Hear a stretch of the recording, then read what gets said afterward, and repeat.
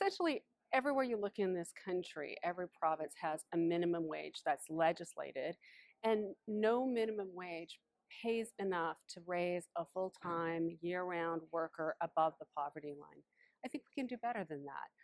When I look at the minimum wage and compare it to what a living wage is, what it actually takes to be able to pay the rent, to put food on the table, to afford childcare so that you can hold down a job, the minimum wage falls far short. And so that's why I like turning the question around the minimum wage toward what does it take to make a living? And once you start that conversation, the question of a low minimum wage changes, and suddenly we say, what is it that we can do to make sure that work truly pays for all workers in our society? The thing about a minimum wage is that it is the only thing that has legislative teeth. It's a bare minimum that we ask employers to pay their workers. It's like you could get away with paying less than this in maybe another country, but here this is the minimum requirement that we ask of every employer. And that having that legislative teeth matters. It makes a difference between exploiting workers and protecting workers and giving them rights that our parents' generation actually secured on our behalf. So the minimum wage is really important to making sure that we keep the floor to a level where we're not totally exploiting workers. One of the things that the research shows is that the thing that low wage workers do that high income workers don't necessarily do is if you don't make a lot of money, when you get your paycheck, you spend all of that money and you spend it locally. So a higher minimum wage can actually be good for a local economy. It has that kind of ripple effect in the economy. The way we set the minimum wage in provinces across Canada today is completely arbitrary, and so becomes subject to a political football. Which government dares to raise the minimum wage by a quarter or 50 cents or, a dollar?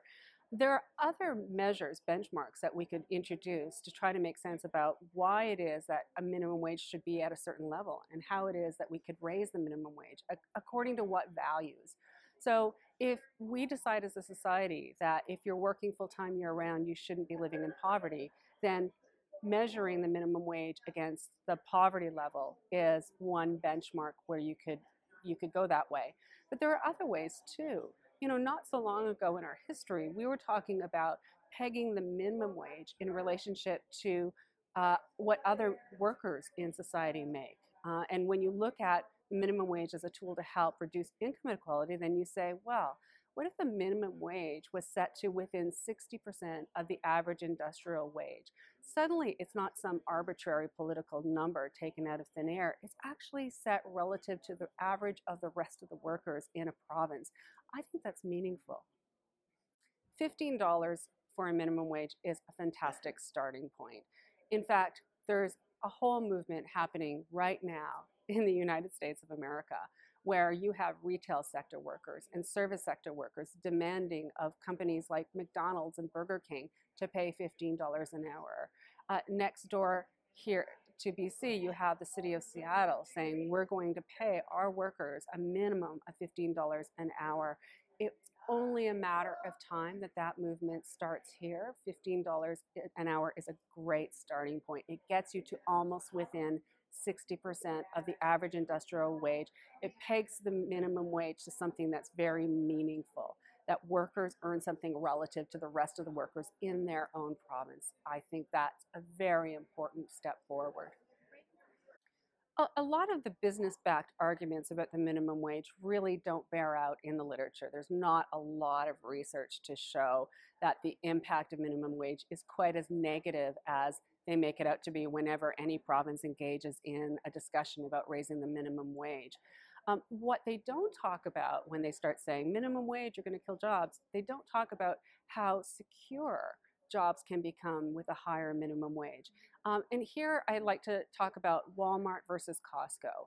Costco pays their workers something more akin to a living wage than Walmart does. Costco also gives their workers benefits, better pensions, that sort of thing, than compared to Walmart. Which one do you think does better comparatively in terms of the size of their company as a bottom line. Well, Costco benefits because they actually retain their workers. The thing, workers don't have to rush to the next available job because they're desperate to pay the bills. It fosters loyalty. So Costco pays less in terms of employee recruitment, in terms of having to post for jobs, training new workers, etc. It's actually good for the company bottom line. There's a growing movement of employers in the US, in Canada, right here in BC, who are starting to get that if you pay your workers something closer to a living wage, it's good for the company bottom line. Everyone benefits.